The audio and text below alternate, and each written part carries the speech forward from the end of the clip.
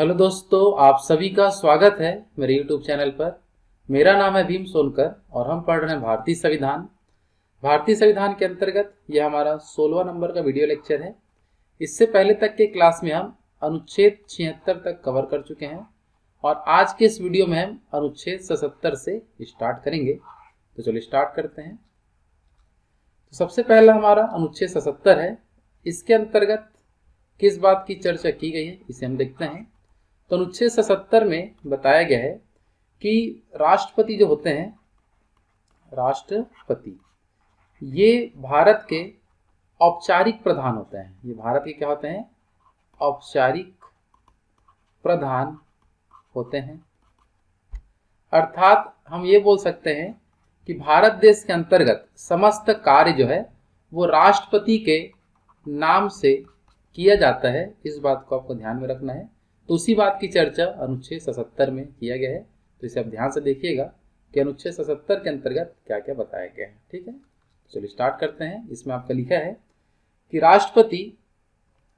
राष्ट्रपति भारत के शासन का औपचारिक प्रधान होता है। ये बात बहुत ही इंपॉर्टेंट है कि राष्ट्रपति भारत के शासन का क्या होता है? औपचारिक प्रधान होता है। और देश में समस्त जो भी कार्य होना है वो राष्ट्रपति के नाम से किए जाते हैं। किसके नाम से किए जाते हैं? राष्ट्रपति के नाम से किए जाते हैं। ये आपको याद रखना है। जैसे कि मान लो कि ये कुछ प्रपत्र है, इसमें आप देख सकते हैं कि रामनाथ कोविंद के द्वारा हस्ताक्षर किया गया है। तो इस तरह से देश के अंदर जो भी सरकारी दस्तावेज होते हैं उसमें इस प्रकार से पूरे राष्ट्रपति के हस्ताक्षर होते हैं। ये आपको ध्यान में रखना है। तो ये पहले का कुछ प्रपत्र है, जब रामनाथ कोविंद जी भारत के राष्ट्रपति थे उस समय का एक प्रपत्र है। तो इससे आपको ये समझना है कि अनुच्छेद 77 में ये लिखा है कि भारत देश के अंदर कुछ भी हम काम करवाएंगे सरकारी, तो वो सब किसके नाम से किए जाते हैं? तो सभी राष्ट्रपति के नाम से किए जाते हैं। ये बात को आपको याद रखना है। ठीक है, और आगे हम देखते हैं। तो राष्ट्रपति संसद एवं कार्यपालिका के कार्यों को आसान करने के लिए समय समय पर नियम कानून भी बना सकता है। तो अनुच्छेद 77 में पहला काम तो ये हो गया कि सभी कार्य किसके नाम से किए जाएंगे? तो राष्ट्रपति के नाम से किए जाएंगे। दूसरा चीज हम बात करें, राष्ट्रपति का एक कार्य होता है कि कार्यों को आसान करने के लिए समय समय पर नियम कानून बना सकता है। ये भी अनुच्छेद 77 के अंतर्गत लिखा हुआ है। तो अनुच्छेद 77 में दो प्रमुख बातें आपको याद रखना है कि राष्ट्रपति शासन का औपचारिक प्रधान है और हर एक काम किसके नाम से होगा? राष्ट्रपति के नाम पर। और साथ ही साथ राष्ट्रपति का एक कर्तव्य होगा कि संसद और कार्यपालिका के कार्यों को आसान बनाने के लिए उन्हें नियम कानून तैयार करना होता है। ठीक है, तो ये हो गया हमारा अनुच्छेद 77। जरूर आपको याद ही हुआ होगा। आगे बढ़ते हैं हम अनुच्छेद 78 की ओर। चलो, अनुच्छेद 78 में क्या बताया गया इसको हम ध्यान से देखते हैं। तो अनुच्छेद 78 के अंतर्गत बताया गया है प्रधानमंत्री के कर्तव्यों के बारे में। ठीक है, कि प्रधानमंत्री का क्या कर्तव्य होगा, इस बात की चर्चा किया गया अनुच्छेद 78 के अंतर्गत। और अनुच्छेद 78 के अंतर्गत लिखा है कि मंत्री परिषद द्वारा, किसके द्वारा? मंत्री परिषद द्वारा लिए गए संघ के प्रशासन और कानून के प्रस्तावों से संबंधित सभी निर्णय को राष्ट्रपति को सूचित करेगा। इसका मतलब ये है कि जैसे हम बात करते हैं भारत देश के अंतर्गत कि कौन कौन सी शासन व्यवस्था में ध्यान में रखना है। जैसे कि मान लेते हैं एक तरफ हमारे होते हैं प्रधानमंत्री और दूसरी ओर हमने लेते हैं राष्ट्रपति। आप फोटो में देख रही होंगे, ये देख सकते हैं राष्ट्रपति जी हैं, ये प्रधानमंत्री हैं।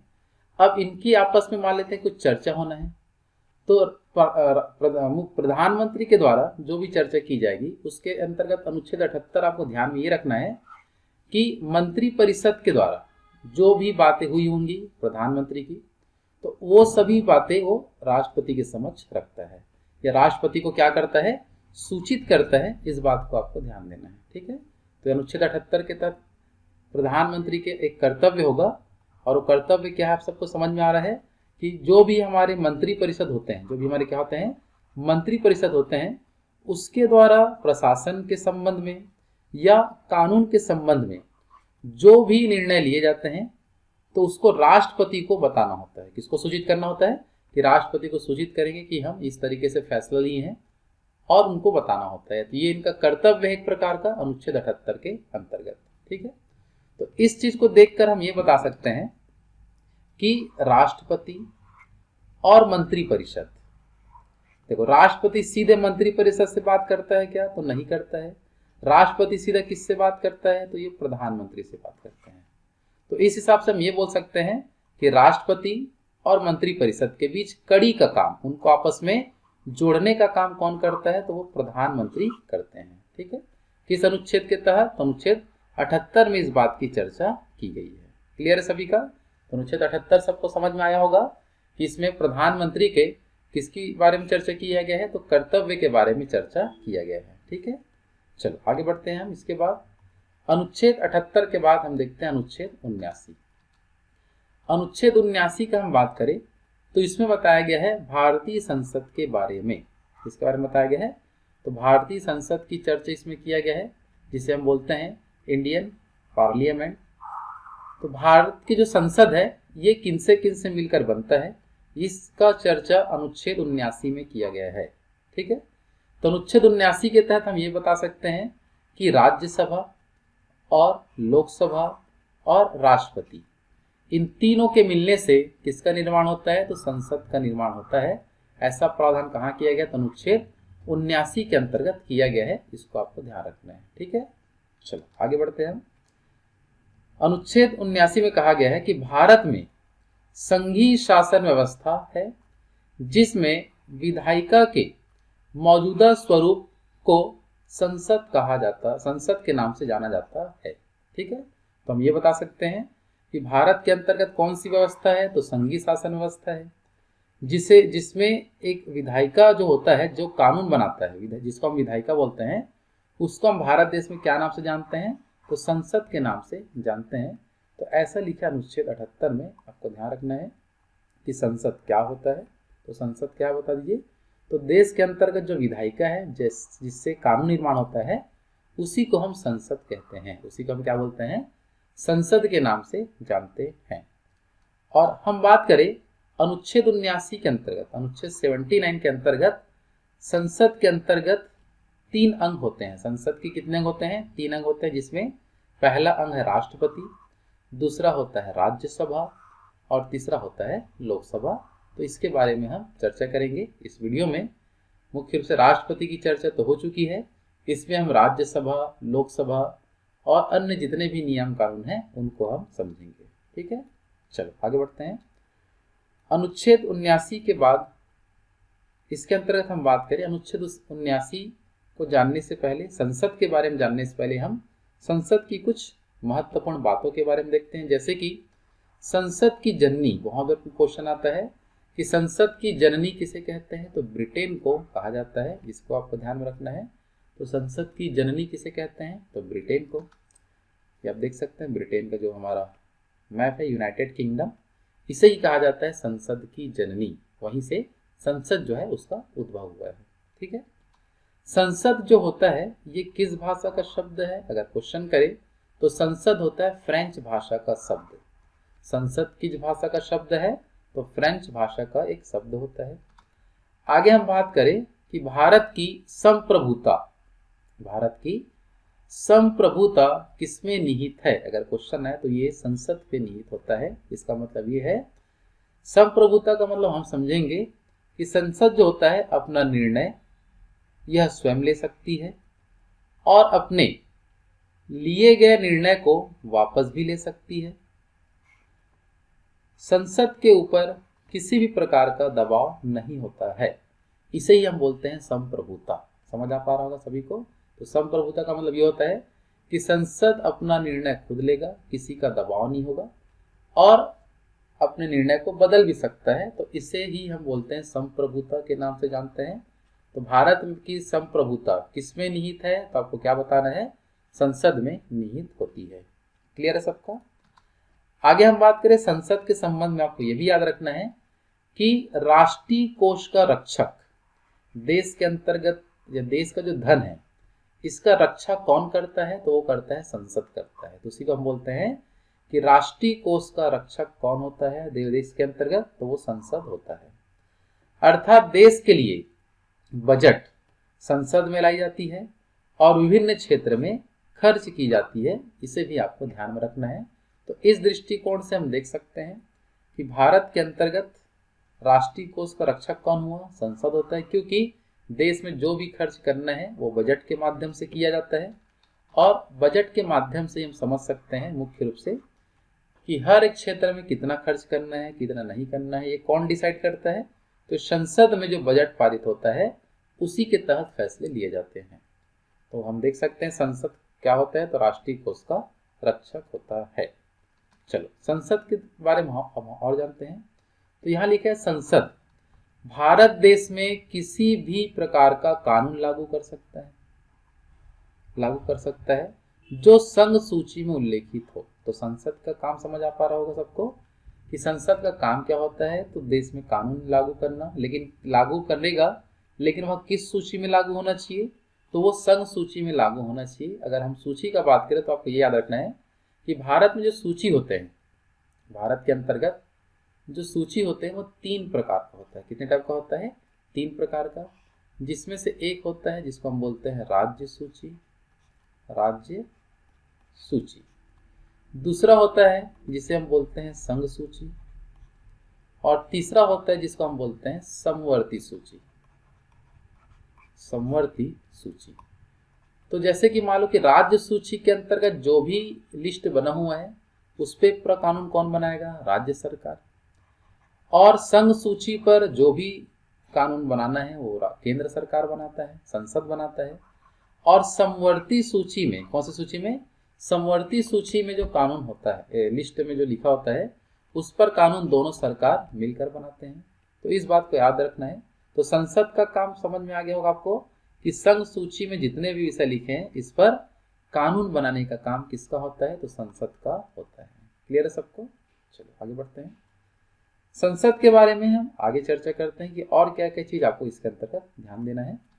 तो उसमें आपको ध्यान देंगे कि संसद किसी भी प्रकार की विदेशी संधि को किसी भी राज्य में लागू कर सकता है। ये भी आपको ध्यान में रखना है कि यदि विदेशों के साथ कुछ संधि होता है तो उसको राज्य में लागू कर सकता है, और इसके लिए राज्य के अनुमति के बिना भी कर सकता है। क्योंकि अगर राज्यों में कोई विदेशी संधि हुआ है, विदेशों का कुछ कंपनी स्थापित करना है, तो भारत देश चाहे तो कहीं भी कर सकता है, लेकिन इसके लिए राज्य की अनुमति चाहिए। तो अब नहीं चाहिए, इस बात को आपको ध्यान में रखना है। क्लियर है सबको?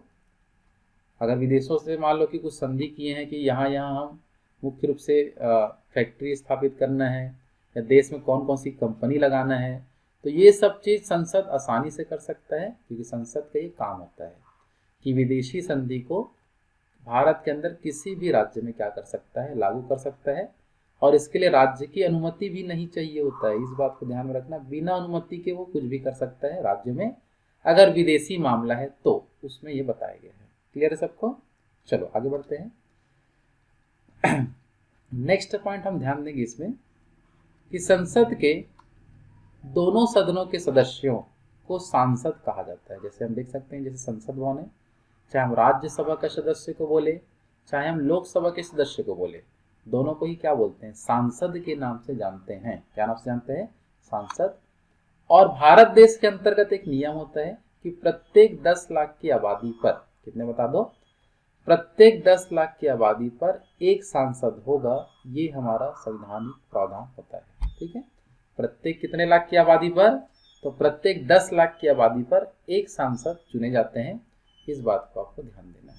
क्लियर है सबका? चलो आगे बढ़ें।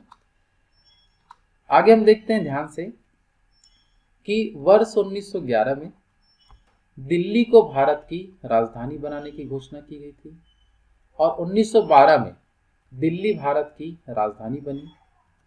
और उस समय हम बात करें तो एडविन लुटियंस और बेकर्ड को संसद भवन बनाने की जिम्मेदारी सौंपी गई थी। तो आप देख सकते हैं इस प्रकार का जो हमें ये दिख रहा होगा नक्शे में, जो संसद भवन आपको दिख रहा है, ये संसद भवन जो है मुख्य रूप से इसको बनाने का डिजाइनिंग वगैरह कौन किया है? तो एडविन लुटियंस और बेकर्ड, ये दोनों ने किया है।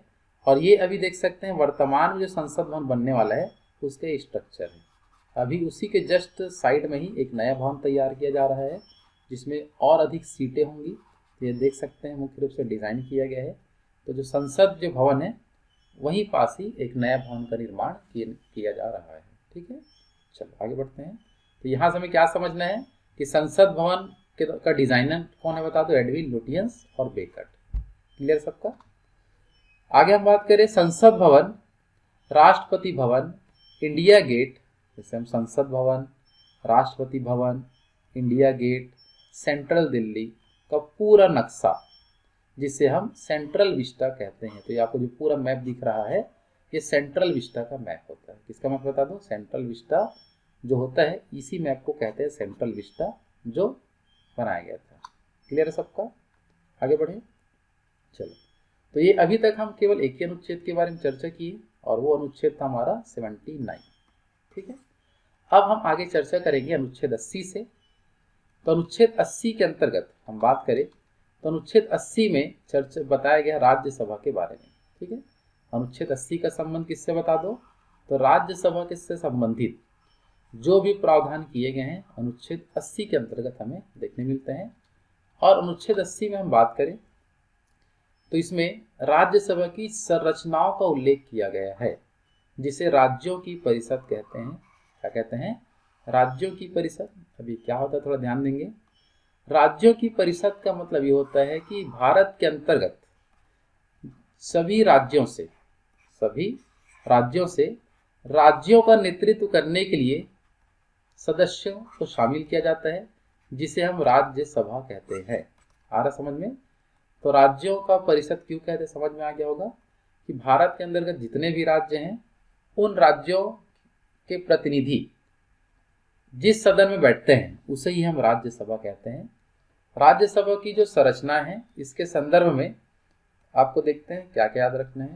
तो सबसे पहले हम देखें तो इसमें बताया गया है कि यह एक उच्च सदन होता है।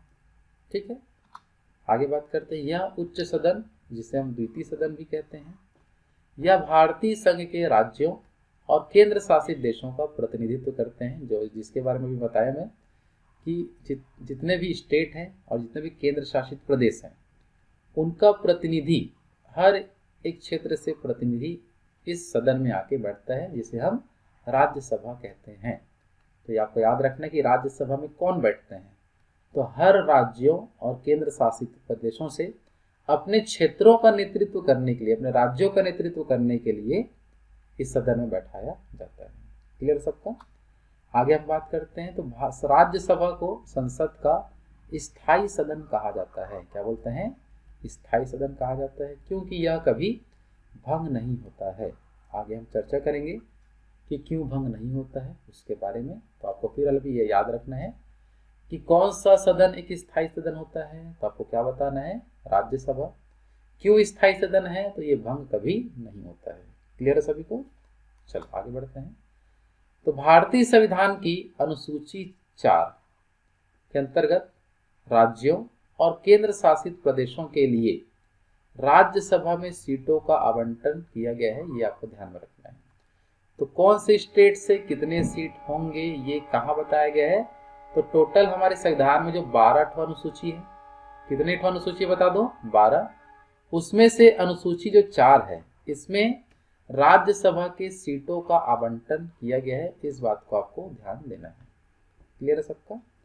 तो हम इसी अनुसूची के अंतर्गत देखते हैं सीटों के संबंध में।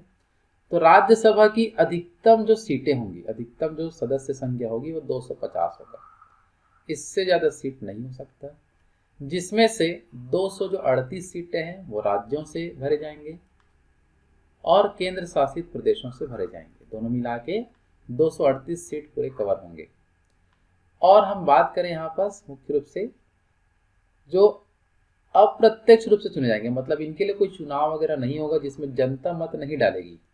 ये विभिन्न नियमों से चुनाव की प्रक्रिया की जाती है। हम आगे चर्चा करेंगे कि राज्यसभा के सदस्यों का चुनाव कैसे होता है, इन सब के बारे में कि कौन कौन भाग लेता है कौन नहीं लेता है, इस सब की चर्चा हम आगे करने वाले हैं। तो अभी फिलहाल याद क्या रखना है कि राज्यसभा का जो चुनाव होता है 338 सीटों का, यह अप्रत्यक्ष रूप से होता है। और इसमें इसके अलावा जो 12 सीटें हैं, कितने सीटें हैं, 12, वो राष्ट्रपति के द्वारा मनोनीत किए जाते हैं। किसके द्वारा मनोनीत किए जाते हैं, राष्ट्रपति के द्वारा मनोनीत किए जाते हैं। विभिन्न क्षेत्रों से यहाँ मनोनीत किए जाएंगे, तो उसकी भी चर्चा हम आगे देखेंगे जब वो अनुच्छेद आएगा कि कितने सदस्यों को मनोनीत करता है, किस किस क्षेत्र से करता है, ये सब हम आगे समझने वाले हैं। तो ये जो नियम है वो मुख्य नियम है 250 सीटों का। लेकिन वर्तमान में कंडीशन को समझते हैं कि वर्तमान में क्या नियम है। तो वर्तमान में बताया गया है कि राज्यसभा में 45 सदस्य हैं, 45 सीटें हैं, जिसमें 229 सीटें जो है वो राज्यों से भरे जाते हैं, 4 सीटें जो हैं वो केंद्र शासित प्रदेशों से भरे जाएंगे, और 12 जो सदस्य है उसको राष्ट्रपति के द्वारा नामित या मनोनीत किए जाएंगे। ये वर्तमान का नियम है। ठीक है। अधिकतम का बात करें 250 सीट तक हमें कोई संशोधन नहीं करना पड़ेगा, क्योंकि 245 सीट तो अभी हमें वर्तमान में प्राप्त है। अब 245 से बढ़ाकर मेरे को जब 250 सीट करना होगा तो इसके लिए हम कोई भी संशोधन नहीं करेंगे संविधान में। लेकिन मान लो कि 250 से ज्यादा सीट हमें जब बढ़ाना होगा तो उस समय हम संशोधन कर सकते हैं, करना पड़ेगा, तब सीट बढ़ेगा। तो ये हम अधिकतम सीट को आप समझ पा रहे होंगे कि बिना संशोधन किए हम सीटों को कहां तक ले जा सकते हैं, 250 तक। और वर्तमान में कितने सीटें हैं, 245 सीट फुल होते हैं। ये आपको ध्यान में रखना है। क्लियर है सबका? दोनों बात समझ में आ पाया होगा। आगे हम देखते हैं कि राज्यसभा में प्रत्येक केंद्र शासित प्रदेश के प्रतिनिधि इस उद्देश्य के लिए विशेष रूप से गठित एक निर्वाचक मंडल के सदस्यों द्वारा अप्रत्यक्ष रूप से चुने जाते हैं। ये पहले भी मैं बता चुका हूं कि राज्यसभा के जितने भी सदस्य होंगे वो उनका चुनाव किस रूप से होता है, अप्रत्यक्ष रूप से। और केवल 3 ही केंद्र शासित प्रदेश हैं जहां से राज्यसभा के लिए प्रतिनिधि आते हैं। ठीक है। बाकी और केंद्र शासित प्रदेश से राज्यसभा के कोई प्रतिनिधि नहीं आएंगे। तो वो केंद्र शासित प्रदेश जब हम बात करें, दिल्ली, पुदुचेरी और जम्मू कश्मीर, ये 3 ही केंद्र शासित प्रदेश ऐसे हैं जहां से राज्यसभा के सदस्यों का चुनाव किया जाता है। बाकी अन्य जो भी केंद्र शासित प्रदेश है इस वहां से इनका चुनाव नहीं होता। बाकी सभी राज्यों से तो होना ही है। अगर हम बात करें मनोनीत किस किस फील्ड से किया जाता है, तो राष्ट्रपति के द्वारा 12 सदस्यों का क्या किया जाता है, मनोनयन, जिन्हें कला, साहित्य, विज्ञान और समाज सेवा, ये 4 फील्ड आपको ध्यान में रखना है। क्या क्या बता दो, कला, साहित्य, विज्ञान और समाज सेवा में विशेष ज्ञान या व्यावहारिक अनुभव होना चाहिए। तो इस तरह के अनुभव प्राप्त व्यक्तियों को राष्ट्रपति सीधे राज्यसभा के लिए नामित कर सकता है।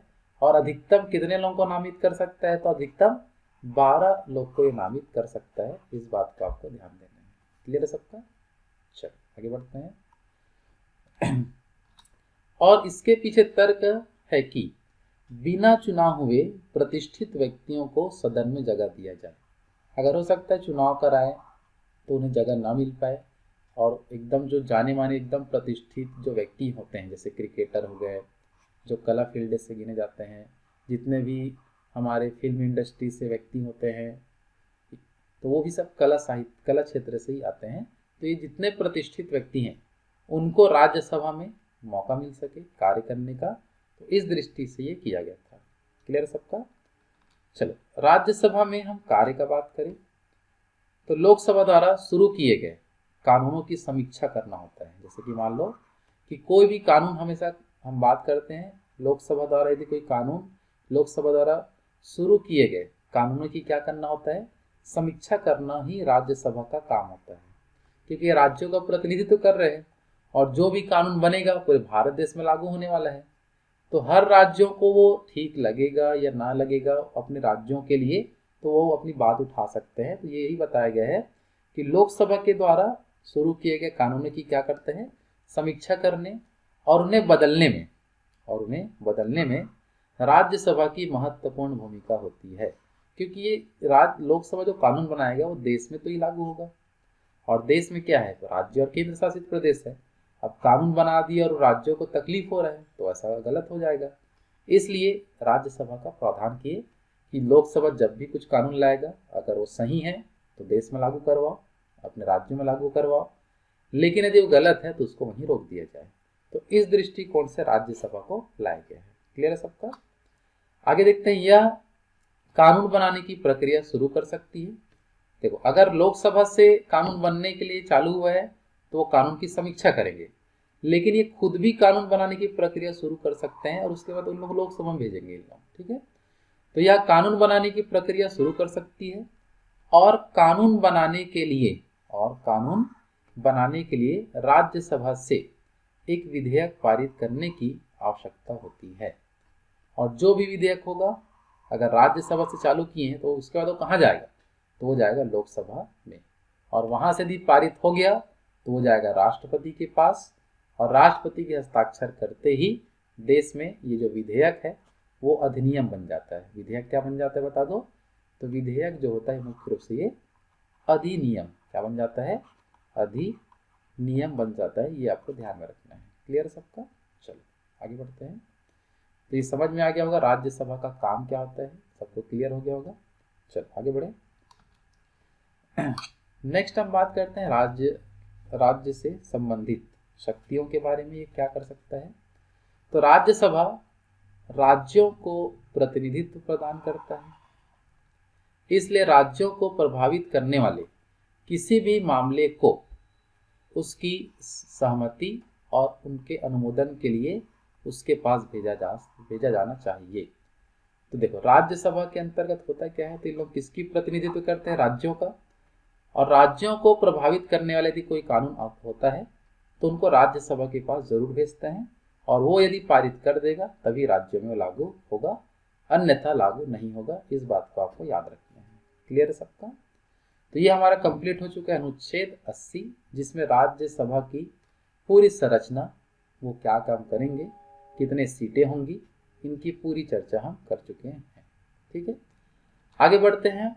इसके बाद हम अनुच्छेद 81 की ओर। अनुच्छेद 81 का हम बात करें तो इसमें लोकसभा की संरचना को बताया गया है। किसको बताया गया है, तो लोकसभा की जो संरचनाएं हैं इनको बताया गया है, जिसे हम लोगों का सदन बोलते हैं, जनता का सदन कहते हैं। तो इसकी चर्चा अनुच्छेद 81 में किया गया है। तो अनुच्छेद जो हम 79 देखे थे, सॉरी अनुच्छेद 80 जो देखे थे वो राज्यसभा की संरचना के बारे में था, और अनुच्छेद जो 81 देख रहे हैं वो लोकसभा की संरचना के बारे में उल्लेखित करता है। तो इसके संबंध में हम बात करें तो इसमें लिखा है कि लोकसभा जो होता है इसे हम निचला सदन, प्रथम सदन, लोकप्रिय सदन के नाम से जानते हैं, और समग्र रूप से भारत के लोगों का प्रतिनिधित्व करने वाला सदन जो होता है वो लोकसभा होता है। इसका मतलब ये होता है, हम समझ सकते हैं, लोगों का प्रतिनिधित्व का मतलब क्या होता है कि जो भी जनता होती है तो जनता के द्वारा प्रत्यक्ष रूप से चयनित जो व्यक्ति होता है, चयनित जो व्यक्ति या नेता जो होता है वो लोकसभा में बैठता है और जनता के मामलों पर चर्चा करता है, जनता की जो परेशानियां हैं, जनता को जो सुविधा चाहिए, उन सभी को बातों को रखता है, और उसी दृष्टिकोण से देश में कानून बनाया जाता है। तो जनता या लोगों का प्रतिनिधित्व कौन सा सदन करता है, तो लोकसभा।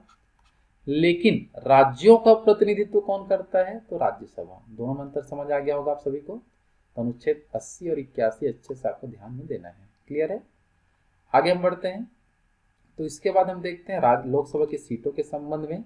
तो लोकसभा की अधिकतम सीट का हम बात करें तो 550 सीटें हैं, जिसमें से 530 सदस्य जो होंगे वो राज्यों से प्रत्यक्ष रूप से, मतलब जनता के मतदान के द्वारा प्रत्यक्ष रूप से चुने जाएंगे, और 20 सदस्य जो होंगे वो केंद्र शासित प्रदेशों से चुने जाएंगे। इस बात की चर्चा संविधान में अनुच्छेद 81 में किया गया है संरचना के अंतर्गत। ठीक है, तो लोकसभा में अधिकतम सीटों की संख्या कितना बताओगे, तो 550। लेकिन हम वर्तमान का कंडीशन देखें तो वर्तमान में हम देखते हैं तो लोकसभा में 543 सदस्य होंगे, क्योंकि इससे पहले 545 थे। लेकिन अभी कुछ समय पहले ही कुछ कानून आया था, और कानून के तहत राष्ट्रपति के द्वारा जो दो जो एंग्लो इंडियन जो होते थे, जिसको हम एंग्लो इंडियन या आंग्ल भारतीय बोलते थे, ये नियम को हटा दिया गया है। लेकिन ये नियम जब पहले था तो 545 सीटें थी। लेकिन ये दो एंग्लो इंडियन जो थे इनको इनको अब संसद के लोकसभा में नहीं मनोनीत किया जाता, तो वर्तमान में कितने सीट फुल होते हैं, तो 543 सीट ही फुल हो पाते हैं लोकसभा के अंतर्गत। क्लियर है सबका? जो भी आपका एंग्लो इंडियन आंग्ल भारतीयों की मनोनयन की व्यवस्था जो थी, इसको अब समाप्त कर दिया गया है, जिसके पश्चात वर्तमान में 543 सीट ही फुल होते हैं, जिसमें से 530 सीट है वो राज्यों से आएंगे और 13 जो सीटें हैं वो केंद्र शासित प्रदेशों से आना है। तो इसमें आपको ध्यान रखना है कि देखो राज्यसभा में जो 530 के 530 पूरा फुल हो जाते हैं, आप देख सकते हैं यहाँ पास 530 का बात कर रहा है यहाँ पास वर्तमान में, लेकिन केंद्र शासित के लिए जो 20 सीटें रखी गई है उसमें से मात्र 13 सीट ही कवर होते हैं। अगर हम मान लो केंद्र शासित सीटों की संख्या बढ़ाना चाहते हैं, 13 से ज़्यादा हम बढ़ाकर 20 करना चाहते हैं, तो इसके लिए कोई भी संवैधानिक संशोधन नहीं करना पड़ेगा, क्योंकि अधिकतम सीट हमें ये बताता है कि आप इतना सीट कर सकते हो, उसके लिए कोई संशोधन नहीं करवाना पड़ेगा आपको। लेकिन 20 से ज़्यादा हम सीट करना चाहते हैं, जैसे 22 सीट 23 सीट, तो इसके लिए संविधान में अमेंडमेंट करना पड़ेगा, संशोधन करना पड़ेगा। इस बात को आपको ध्यान देना है। क्लियर है सबका? तो ये बात आपको ध्यान में रखेंगे। कुल सीटें कितनी है भाई, तो कितना बताएंगे, 550 सीटें हैं। वर्तमान में कितने सीट फुल होते हैं, तो 543 सीट। क्लियर है? चलो आगे हम बढ़ते हैं। इससे पहले राष्ट्रपति ने एंग्लो इंडियन समुदाय के 2 सदस्यों को भी नामित किया जाता था इससे पहले, लेकिन 95वां संविधान संशोधन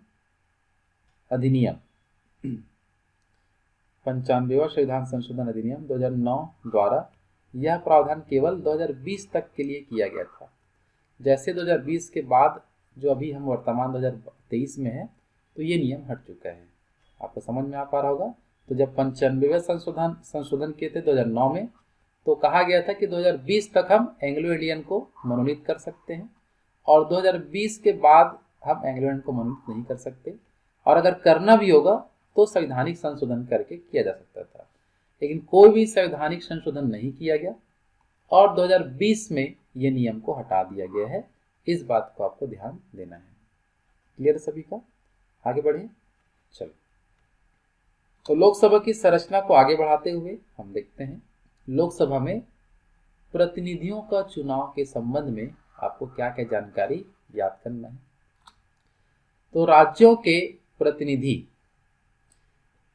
राज्यों के क्षेत्रीय निर्वाचन क्षेत्रों से के लोगों के द्वारा चुने जाते हैं। मतलब लोकसभा के अंतर्गत जो भी प्रतिनिधि जाएंगे उनको जनता द्वारा चुना जाएगा, इसकी चर्चा किया गया है। और आगे हम बात करते हैं केंद्र शासित प्रदेश अधिनियम 1965 के अनुसार केंद्र शासित प्रदेशों में लोकसभा के सदस्यों का चुनाव प्रत्यक्ष रूप से किया जाएगा, ये भी चर्चा है। आ रहा समझ में? तो लोगों की सदन का चुनाव कैसे होता है, प्रत्यक्ष रूप से। तो ये दोनों लाइन से आपको केवल याद ये रखना है कि चुनाव प्रत्यक्ष रूप से होता है, और कुछ ध्यान में नहीं रखना है। हर 5 साल में चुनाव होता है, ठीक है, जिसको हम लोकसभा चुनाव बोलते हैं या लोकसभा आम चुनाव के नाम से जानते हैं। तो कितने साल में चुनाव होता है, तो प्रत्येक 5 साल में ये चुनाव होता है। इस बात को ध्यान रखना है, ठीक है। और जो भी सदस्य इनके अंदर जाएंगे तो उनको किसके द्वारा चुना जाएगा, तो लोगों के द्वारा प्रत्यक्ष रूप से चुना जाता है। तो इस चुनाव में आपको इसी बात की चर्चा किया गया है। आ रहा समझ में? आगे बढ़ते हैं, हम लोकसभा के कार्य के बारे में देखते हैं। तो लोकसभा का हम कार्य देखें तो इसमें आपको ध्यान ये रखना है कि लोकसभा के सबसे महत्वपूर्ण कार्य में से एक है कार्यपालिका का चयन करना। किसका चयन करना? कार्यपालिका। अब बात आता है कार्यपालिका में कौन आने वाला है, जिसका चयन लोकसभा करता है। तो कार्यपालिका में आपको ध्यान ये देना है, जैसे कि हम बात करें प्रधानमंत्री और उनके जो मंत्री परिषद जो होते हैं, पूरे मंत्री होते हैं, इन सब के द्वारा ही देश में महत्वपूर्ण कार्य किए जाते हैं, जिसे हम कार्यपालिका कहते हैं। तो प्रधानमंत्री का चुनाव और मंत्रियों का चुनाव ये सब कहाँ से होता है, तो लोकसभा के जो चुने गए या लोकसभा में जीते जो प्रतिनिधि होते हैं, जिनकी ज़्यादा सीट आता है लोकसभा में, उनका क्या बनता है, सरकार बनता है। और सरकार का काम ही होता है प्रधानमंत्री का चयन करना और मंत्रियों का चयन करना जो देश के अंतर्गत कार्यपालिका के अंतर्गत माने जाते हैं। इस बात को आपको ध्यान में रखना है। क्लियर है सभी का? तो वही बताया गया है कि लोकसभा के सबसे महत्वपूर्ण कार्यों में से एक कार्यपालिका का चयन करना और व्यक्तियों का एक समूह जो संसद द्वारा बनाए गए कानूनों को लागू करना होता है। ठीक है, तो इस बात को आपको ध्यान रखना है। लोकसभा का काम क्या होता है? तो कार्यपालिका का चयन करना और जो भी वहाँ व्यक्ति बैठेंगे, जो समूह बैठेगा, उनके द्वारा कानून लागू करने के लिए मिलकर इन लोग काम करते। देश में जो भी कानून लाना है वो लोकसभा के सदस्यों के द्वारा निर्भर करता है कि कौन सा कानून देश में आना चाहिए, कौन सा कानून नहीं आना चाहिए। सब निर्णय कौन लेता है?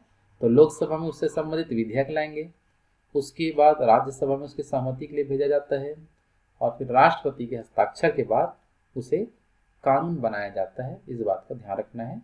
तो ये हो गया हमारा अनुच्छेद 81, जिसमें हम देखे लोकसभा की संरचना के बारे में। क्लियर है सबका? चलो अब बढ़ेंगे अनुच्छेद 82 की ओर। अनुच्छेद 82 का संबंध हम देखें तो इसमें लिखा है कि प्रत्येक जनगणना के बाद लोकसभा और राज्यसभा के सीटों का पुनः समायोजन किया जाएगा। ठीक है, जैसे कि हम बात करें जनगणना के संबंध में, तो जनगणना प्रत्येक 10 वर्ष के बाद किया जाता है और जो भी जनगणना होगा उसके हिसाब से नई जनसंख्या आती है, नया जनसंख्या का आंकड़ा आता है। तो जो भी जनसंख्या का आंकड़ा आएगा उसके हिसाब से सीटों का हम पुनः समायोजन करते हैं कि कौन से स्टेट में कितने सीट होंगे, कितने सीट बढ़ेंगे। तो ये सब की चर्चा किया गया अनुच्छेद 82 में कि प्रत्येक जनगणना के बाद लोकसभा के सीटों का क्या किया जाना है? समायोजन, और राज्यसभा की सीटों का भी समायोजन इसी अनुच्छेद के तहत ही किए जाते हैं। क्लियर है सबका? लेकिन वर्तमान का हम दृष्टि देखते हैं कि कौन सी जनगणना को बेस लिया गया है। तो वर्तमान में जो परिसीमन है वो है 1971 की जनगणना और इसमें बता दिया गया है कि वर्ष 2026 तक सीटों में कोई बदलाव नहीं होगा। इसकी चर्चा किया गया है क्योंकि अगर हम वर्तमान की जनसंख्या लेते हैं तो जनसंख्या बहुत ज़्यादा बढ़ चुकी है और बहुत ज़्यादा बढ़ चुकी है तो फिर सांसद सदस्यों के भी संख्या अत्यधिक हो जाएंगे, जिसको मैनेज करना सरकार के अंतर्गत नहीं होगा। इसलिए सरकार चाहा है कि 1971 में जो जनगणना रहा था उसी के बेसिस पर हम सीटों का आवंटन कर देते हैं और 2026 तक ये नियम लागू रहेगा और 2026 के बाद जो पहली जनगणना होगा उसके आधार पर हम सीटों का परिसीमन करेंगे और लोकसभा और राज्यसभा के सीटों में वृद्धि करेंगे। इसकी चर्चा किया गया है। हार में और नियम कहता है कि प्रत्येक 10 लाख की जनसंख्या में एक सांसद होने वाले हैं। तो जितना ज़्यादा जनसंख्या होगा उतना ही ज़्यादा सांसदों की संख्या वृद्धि होगा। तो अभी ही हमारे देश में अत्यधिक सांसद हैं, देख सकते हैं लोकसभा राज्यसभा में। और वर्तमान हम बात करें 2011 की जनगणना भी अंतिम जनगणना था हमारा, उसके बाद अभी नहीं हुआ है। अगर इस जनगणना को हम बेस ले लिए तो बहुत ज़्यादा सांसदों की संख्या बढ़ जाएगा, जितनी क्योंकि जनसंख्या होती है उतने सांसद होने चाहिए देश में, ऐसा कहना है नियम के अनुसार। अनुच्छेद 82 में ये चीज़ आपको ध्यान में रखना है। तो अनुच्छेद 82 क्या है? तो इनका संबंध आपको सीधा एक शब्द में याद रखना है, लोकसभा और राज्यसभा के सीटों के संबंध में इसकी चर्चा किया गया है कि लोकसभा और सीटों का पुनः जो समायोजन हर जनगणना के बाद होना चाहिए, अनुच्छेद 82 करता है। लेकिन हम संविधान में संशोधन करके इसको आगे भी बढ़ा सकते हैं। ठीक है, और हमारे देश में ये निर्धारण है कि 2026 के बाद ही सीटों का क्या किया जाएगा? तो समायोजन किया जाएगा। क्लियर है सबका?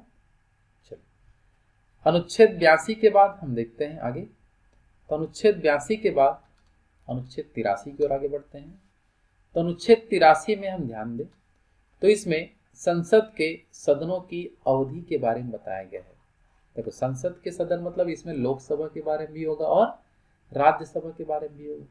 तो संसद के सदनों की अवधि कितनी होगी, क्या होगी, इसकी चर्चा इस अनुच्छेद के अंतर्गत देखने मिलता है। जैसे हम बात करें राज्यसभा का, तो राज्यसभा एक स्थायी सदन है जिसका कभी विघटन नहीं हो सकता, ये बात कहा गया है। साथ ही साथ इसके सदस्य 6 वर्ष के लिए चुने जाएंगे। कितने वर्ष के लिए चुने जाएंगे? 6 वर्षों के लिए। और प्रत्येक 2 वर्षों में प्रत्येक कितने वर्षों में? 2 वर्षों में 1/3 सदस्यों का चयन किया जाएगा और इतने ही सदस्य ही पद मुक्त होंगे।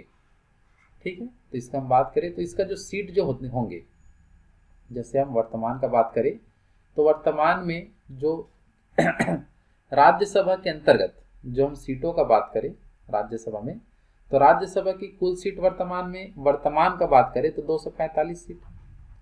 तो अब इस 245 सीट का हम निकालेंगे 1/3। क्या निकालते हैं? 1/3 निकालने के बाद ये देखेंगे कि ये जो कुल सीट है उसका 1/3 जो सीट होंगे ये हर 2 साल में क्या होंगे? बदलते जाएंगे।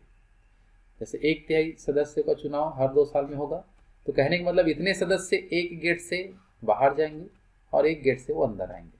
तो आप समझ सकते हैं कि 245 का 245 सीट फुल ही रहेगा हमेशा, कभी भी खाली होगा क्या? नहीं खाली होगा। लेकिन ऐसे सदस्य लोग चले जाएंगे जिनका कार्यकाल 6 साल हो चुका होगा। ये भी ध्यान में देना है कि ऐसे 1/3 सदस्यों को हम हटाएंगे जिनका कार्यकाल 6 साल हो चुका है और फिर नए सदस्यों को लाएंगे 1/3 जो 6 साल तक अपना काम करेंगे। तो ये एक प्रकार का सिस्टम बना हुआ जिसको हम तोड़ नहीं सकते कि एक तरफ से इतने लोग बाहर जा रहे हैं गेट से और इतने लोग अंदर आ रहे हैं। तो हर कितने साल में ऐसा होता है? तो हर बता सकते हैं 2 साल में 1/3 सदस्यों का चुनाव होता है राज्यसभा के अंतर्गत। तो हम बता सकते हैं कि कभी भी सीट खाली नहीं रहता, तो इसलिए ये स्थायी सदन है। क्या सदन है आपका? स्थायी सदन के अंतर्गत दिया जाता है जो कभी भी विघटन नहीं होता है। अब एक शब्द आता है विघटन। विघटन जो शब्द है इसमें आपको ध्यान ये देना है कि अगर हम बात करें समस्त सदस्य अगर एक साथ हटते हैं पूरे के पूरे और एक साथ फिर नए आते हैं तो उसको विघटन होना बोलते हैं। लेकिन राज्यसभा ऐसा है क्या? नहीं है। इसमें केवल 1/3 हटेंगे और 1/3 आएंगे, इसलिए हम बताते हैं कि इसका विघटन नहीं होता है। मतलब ये कौन सा सदन है? स्थायी सदन है। पूरे के पूरे सदस्य एक साथ नहीं हटते हैं, इस बात को आपको ध्यान देना है। क्लियर है सबका? चलो, तो ये हो गया अनुच्छेद 83 के अंतर्गत राज्यसभा के संबंध में अवधि के बारे में। तो राज्यसभा के बारे में याद रखेंगे कि राज्यसभा का कोई कार्यकाल नहीं होता, लेकिन सदस्यों का कार्यकाल होता है। कितना होता है सदस्यों का कार्यकाल? तो 2 वर्ष। ठीक है, अब हम बढ़ते हैं लोकसभा की ओर कि लोकसभा के बारे में क्या चर्चा है। इस अनुच्छेद 83 में क्या चर्चा किया गया अवधि को लेकर, समय सीमा को लेकर। तो लोकसभा का सामान्य कार्यकाल 5 वर्ष का होता है। कितने वर्ष का होता है? 5 वर्षों का होता है, इस बात को ध्यान में रखना है। लेकिन राष्ट्रपति मंत्री परिषद की सलाह पर 5 साल की समाप्ति से पहले इसे भंग कर सकता है, इस बात को आपको ध्यान रखना है। क्लियर है सभी का? तो लोकसभा का सामान्य कार्यकाल कितना साल होता है? 5 साल। मतलब हर 5 साल में लोकसभा का क्या कराया जाता है? चुनाव कराया जाता है। तो इसमें एक साथ सभी सदस्य लोग हटेंगे और जो फिर चुनाव जीतेंगे वो वापिस इसके अंतर्गत आ जाएंगे। तो इसको बोलते हैं भंग होना। क्या होना बोलते हैं? भंग। तो लोकसभा कितने साल के बाद विघटन होता है? तो लोकसभा कितने साल के बाद? 5 साल के बाद विघटन या भंग होता है। लेकिन समय से पहले भंग कौन कर सकता है? तो वो राष्ट्रपति कर सकता है। लेकिन अकेले करेगा क्या ये? तो ये अकेले नहीं करेगा। ये किसकी सलाह पर करेगा? तो ये मंत्री परिषद की सलाह पर करेगा। इस बात को ध्यान में रखना है अनुच्छेद 83 के अंतर्गत। क्लियर सबका? तो आज के इस वीडियो में हम अनुच्छेद 83 तक चर्चा करते हैं। कल के वीडियो में हम अनुच्छेद 84 से आगे बढ़ेंगे और क्वेश्चन देखेंगे क्या आपको याद रखना है। तो कंटिन्यू ये अनुच्छेद चलते रहेगा। बस इस वीडियो को आप अच्छे से देखिए और हमारा यदि वीडियो पसंद आता है, हमारी जानकारी या नोट्स पसंद आते हैं तो इस वीडियो को लाइक करना ना भूलें। और यदि पहली बार ये वीडियो को देख रहे हैं तो सब्सक्राइब जरूर करें ताकि मैं डेली वीडियो जो डालता हूँ आपके तक पहुँच पाए और उसका लाभ आप ले सकें। ठीक है, अगर आपको हमारा ये नोट्स प्राप्त करना है, ये नोट्स आपको चाहिए जितना भी आज हम देखे हैं स्क्रीन में, यदि इसका आपको नोट्स चाहिए तो उसके लिए कुछ प्रोसेस है, उसको आपको ध्यान में देना है। जैसे कि हम देखते हैं यहाँ पर हमारी जो संस्था कैरियर एकेडमी जो है, इनके द्वारा कुछ प्रोग्राम चलाया जाता है जिसे हम बोलते हैं चैप्टर वाइज टेस्ट सीरीज। ये जो चैप्टर वाइज टेस्ट सीरीज होता है जिसके अंतर्गत रेलवे, बैंक, एसएससी, पीएससी और व्यापम, इन सभी एग्जामों की तैयारी आप टेस्ट सीरीज के माध्यम से आसानी से कर सकते हैं। जो भी आप आज वीडियो देखे, आज उनसे जो भी क्वेश्चन एग्जाम में बन सकते हैं उसको हम इस टेस्ट सीरीज में देते हैं डेली। तो यदि आप हमसे जुड़ना चाहते हो तो उसके लिए कुछ प्रोसेस है, उसको समझना। तो इस टेस्ट सीरीज को ज्वाइन करने के बाद आपको सुविधाएं का बात करें तो आपको सभी विषयों का PDF नोट्स मिलेगा। आज जितना भी हम पढ़े उसका नोट्स मिलेगा। इससे पहले हम जितना वीडियो पढ़ा चुके हैं उन सब का नोट्स आपको एक साथ मिल जाएगा अगर आप अभी ज्वाइन करते हैं तो। और प्रतिदिन आपका चैप्टर वाइज टेस्ट लिया जाएगा। आज जितना भी हम पढ़े उससे संबंधित कौन से क्वेश्चन बन सकते हैं, कथन, निष्कर्ष और नॉर्मली क्वेश्चन में आपको प्रतिदिन आपके मोबाइल में वीडियो लिंक दे दिया जाएगा। तो आपको देखो पढ़ाई कैसे करना है। तो पढ़ाई करने के एकदम सिंपल तरीका और आपकी एग्जाम की तैयारी ऑटोमेटिक कंप्लीट हो जाएगा। कैसे? तो सबसे पहले जैसे आप इस टेस्ट सीरीज को ज्वाइन करोगे तो आपके मोबाइल में हर रोज एक PDF डल जाएगा जिसको आपको पढ़ना है अच्छे से। PDF पूरा कंप्लीट पढ़ने के बाद आपको मुख्य रूप से वीडियो को देखना है। और दोनों काम जब हो जाए तो एक बार आप टेस्ट दिला दीजिए तो आपका पढ़ाई होते जाएगा। तो ये धीरे धीरे करके आप, जैसे अभी संविधान का विषय चल रहा है, संविधान के बाद आप भूगोल, इतिहास और अन्य जो है विज्ञान, फिजिक्स, केमिस्ट्री, बायोलॉजी, हर एक विषय हम कवर करेंगे। तो आप यदि हम हमसे जुड़ते हैं तो आपको बहुत ज़्यादा से ज़्यादा आपको फायदा होगा।